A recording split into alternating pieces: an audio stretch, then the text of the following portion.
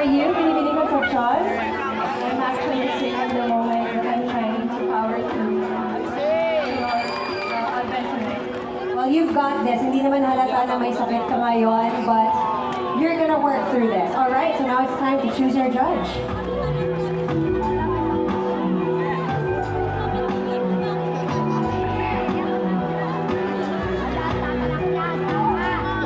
The judge that you selected is Miss Bea Araneta.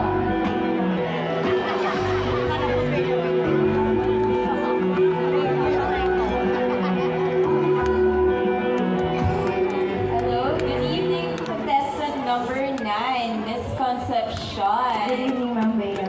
Okay, your question for tonight is, are you in favor of prohibiting the use of cell phone by the students in school? Why or why not? I believe that we live in a very advanced technology in an advanced age. Our mobile phones are very efficient nowadays. Therefore, I actually do not agree to prohibit them. But during class, we encourage our students to take their phones away and listen to our professors. Thank you very much.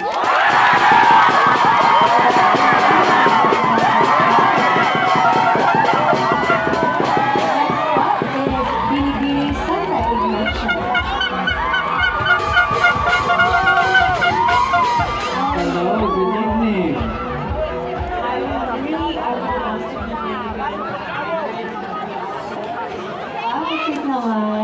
And you're gonna do a great job. Please pick your judge.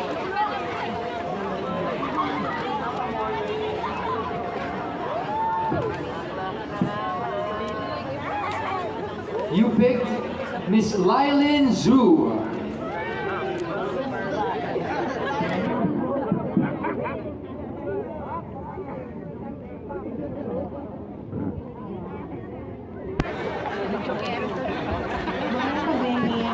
Binibining sa Ignacio. Here's your question. 20 years from now, what do you think is the best thing that will represent your generation and why?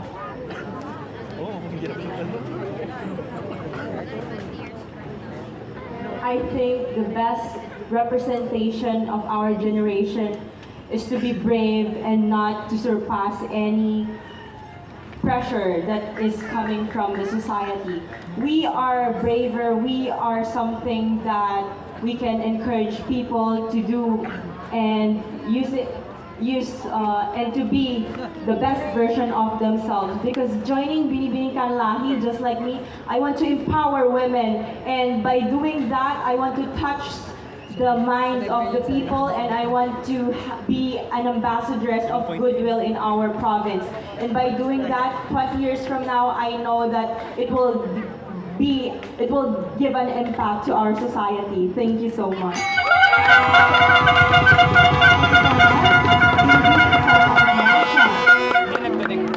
Up next, we have Tarlac City.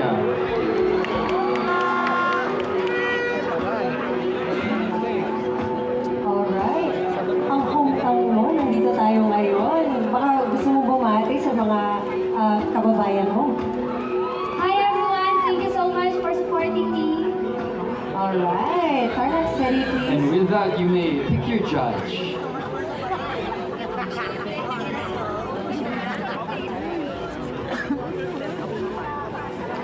You picked Mr. Daniel Lauchenko. Hello, good evening, Miss Tarlac. So here's your question. If you had a choice of creating 1,000 permanent jobs or feeding 1,000 starving children every day, which would you choose and why? Walking around the streets in Tarlac, I always see those street children passing by, begging for individuals passing by just to survive. It always breaks my heart seeing them watching other children go to school with their supportive parents. It was a heartbreaking moment where I feel like they probably deserve to have a feeding program and proper funding and budget for their education. We Filipinos, we tend to believe that kabataan ang pag-asa ng bayan.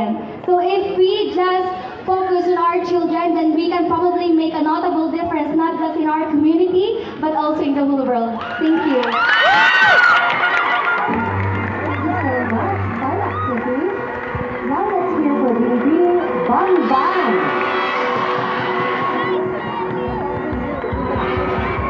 Good evening. How are you feeling tonight? I'm actually feeling very nervous, but I'm also very excited to represent my municipality, which is Mumbai. Thank you so much. Alright, and with that, you may pick your judge.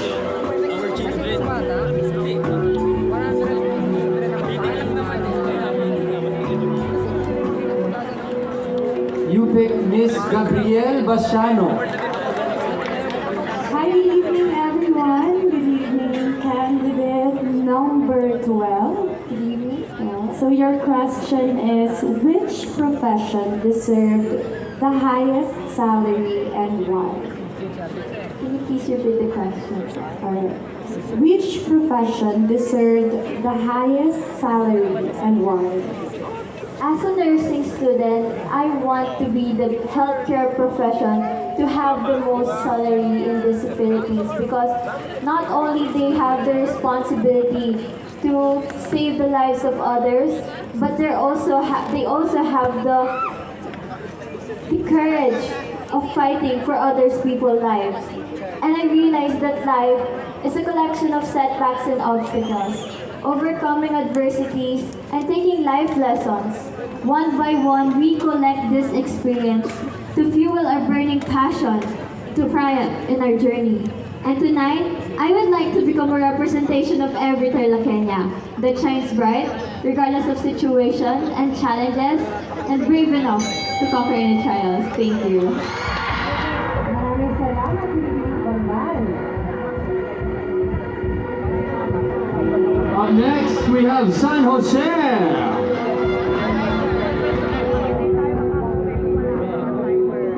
Hello, good evening, San Jose. Kamusta? Good evening, Carla. Alright, such confidence. Please choose your judge.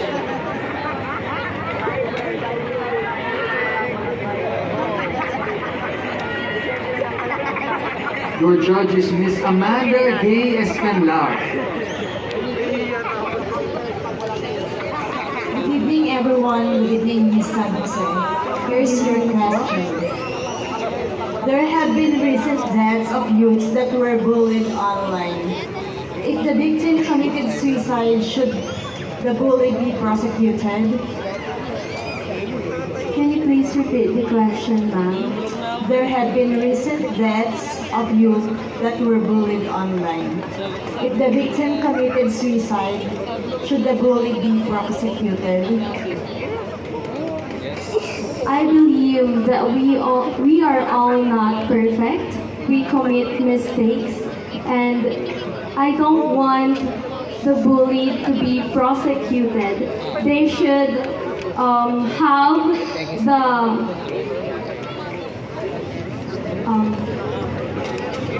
dapat po nilang makuha ang deserve nilang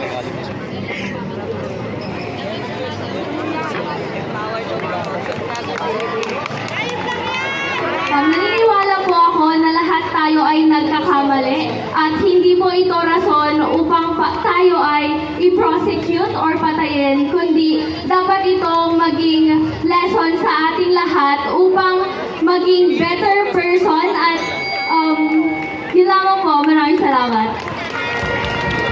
Alright, maraming salamat. Binibining San Jose. Now we move on to Binibining Moncada. Kamusta ka ngayong gabi? Alright, so now please choose your judge.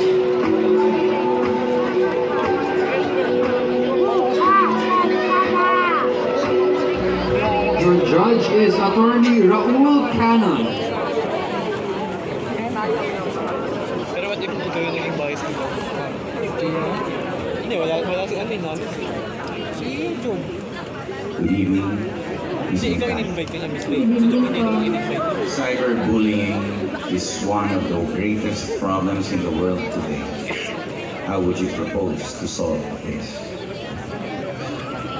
I propose to solve this by educating people how to use technology properly.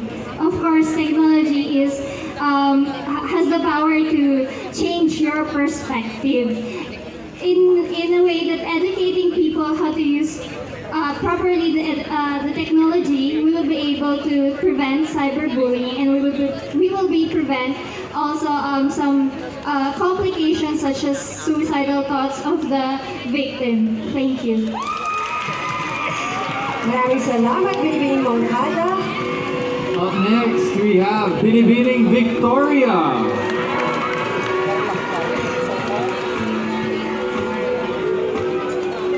Good evening. How are you feeling tonight? Very well. I feel so loved and supported by the Victorians. They love and support you as well. And with that, please pick your judge.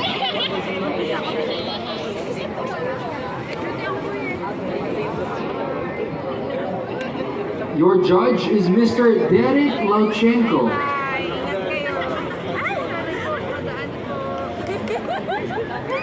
Maya ka, Benny, province of Tarlac. Maya ka, Benny, Binibining Victoria. Here's your question. If your younger brother or sister came to you and asked you to buy them condoms, would you? Why or why not? I'll repeat your question. If your younger brother or sister came to you and asked you to buy them condoms, would you? Why or why not? If my sibling asked me to buy condoms for his or for her, I would definitely buy her or buy him.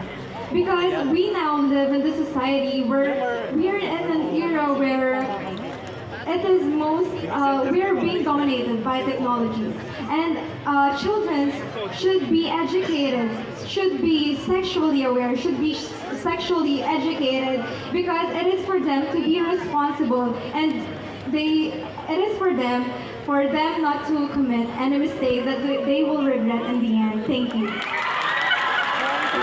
Maraming salamat, Binibining Victoria. Now we move on to Binibining Paniki.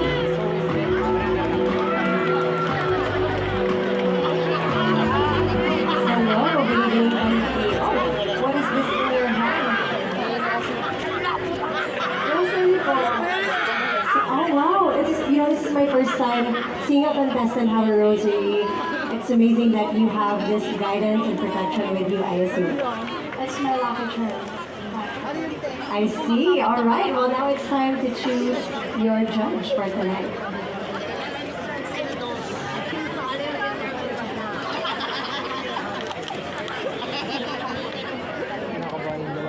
Your judge is Dr. Richard G. Danos. Good evening, Ms. Paniki. Magandang gabi po. Magandang gabi. Here's your question. What do you think should we be teaching the next generation about protecting our planet? I repeat, what do you think should we be teaching the next generation about protecting our planet? You know what? Our planet has created a pollution wherein people from all walks of life, tinatapon na lang po nila sa kung saan-saan yung mga waste nila, which is nakakagawa po ng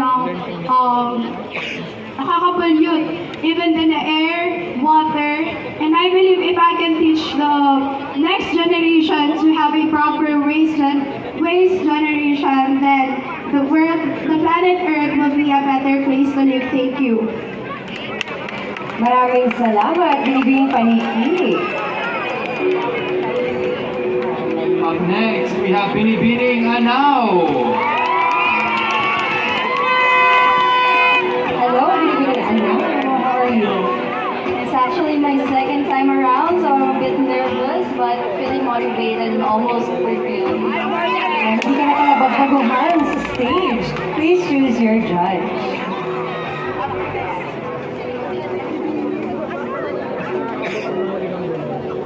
Your judge is Miss Valerie Amber.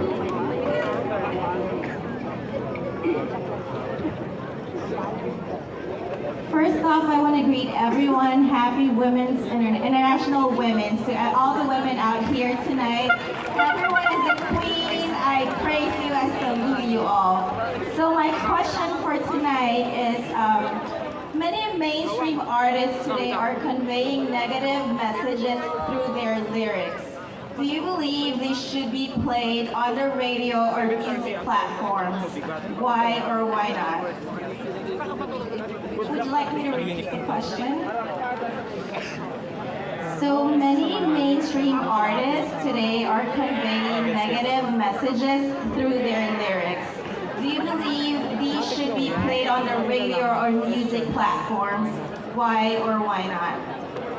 As a Bb.Kanlahi, joining Bb.Kanlahi, which empowers women, which purpose is to show the people that we are empowered and we can still be respected even though we wear swimwear, which some of the people find unnecessary.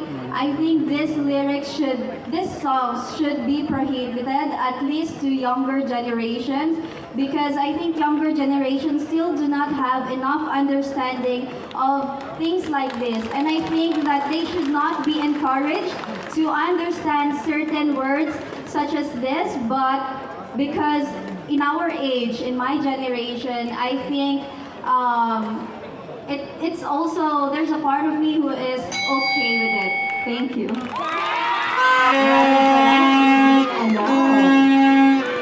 And to round out our top 10 Q&A, we'd like to call on Bb.Kanlahi. Alright, last but not the very least, how are you feeling? I'm very thrilled being called the last part of the top 10, but I'm very grateful for all of my supporters, especially my family over there, and to all Kapasenos watching tonight. I hope you're proud of me. I'm sure they're proud of you, but with that, please pick the last judge in the box.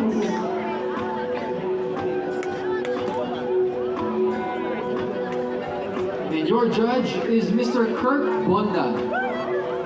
Hi Jen, are you ready for your last question?